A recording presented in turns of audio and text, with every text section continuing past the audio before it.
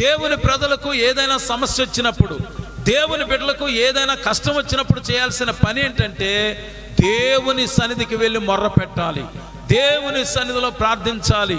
చాలా మంది బాధాకరం ఏమిటంటే, దురదృష్టకరమైన విషయం ఏమిటంటే, ప్రియులారా, మన కష్టం వచ్చినప్పుడు, మనకు బాధ వచ్చినప్పుడు మనం ఒక్క దేవుని దగ్గరికి వెళ్లకుండా ఎక్కువగా మనుషుల్ని ఆశ్రయిస్తూ ఉంటాం. చాలాసార్లు మనుషుల్ని ఆశ్రయిస్తాం కానీ దేవుణ్ణి ఆశ్రయించం. ఇక్కడ మీరు గుర్తుంచుకోండి, మనకేదైనా శ్రమ వచ్చినా, మనకేదైనా కష్టం వచ్చినా, మనకేదైనా వ్యాధి లేక బాధ వచ్చినా, ఏదైనా క్రిటికల్ సమస్య వచ్చినా మొట్టమొదట నువ్వు చెప్పాల్సింది ఎవరికి? మనుషులకు కాదు, ఫస్ట్ దేవునికే చెప్పాలి.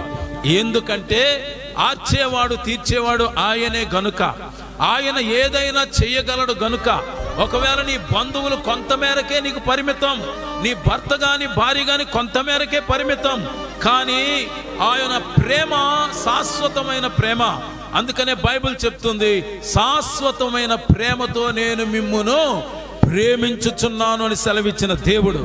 ఒకవేళ ఒక అందముగా ఉన్న ఒక స్త్రీని వివాహం చేసుకున్న యవనుడైన భర్త ఒకవేళ ఆ భార్య అందాన్ని కోల్పోయినట్లయితే, ఒకవేళ స్టవ్ వెలిగించినప్పుడు అనుకోని రీతిలో ముఖం మీద మంటల యొక్క వేడికి ముఖమంతా కాలిపోయినట్లయితే, అందం గురించి మాత్రమే వివాహం చేసుకున్న భర్త ఆమె ముఖం ఎప్పుడైతే కాలిపోయిందో ఇక ఆమెను ప్రేమించలేడు. ఆస్తుల కొరకు వివాహాలు చేసుకునేవారు కొందరుంటారు. వాళ్ళ ఆస్తులు గనక తరిగిపోయినట్లయితే, ప్రియులారా, ఆస్తులు తగ్గిపోతే ఇక ఎంత మాత్రం ప్రేమించలేరు.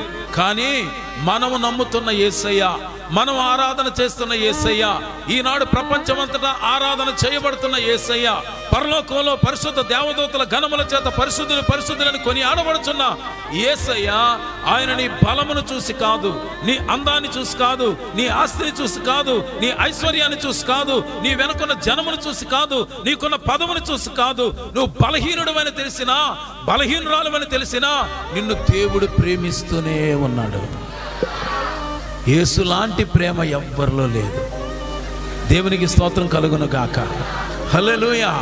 ఆయన ప్రేమకు మించిన ప్రేమ ఏ ఒక్కరి దగ్గర లేదు.